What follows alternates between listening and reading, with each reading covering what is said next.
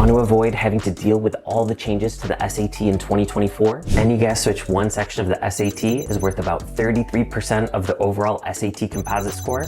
If you said the math with calculator section, then give yourself a pat on the back. With this one section occupying such a large piece of that SAT pie, it's important to know how to utilize a graphing calculator. I've found that most students aren't aware of some of the most powerful features that come with their calculator. So I created a free 10-minute video where I walk students through some of the most useful features for the SAT. You can gain immediate access to this free tutorial by clicking here on my website. In case you're looking to really give them an edge on the Math with Calculator section, you could also provide them with 3 of my Graphing Calculator MVPs, Most Valuable Programs, all of which are permitted on the SAT.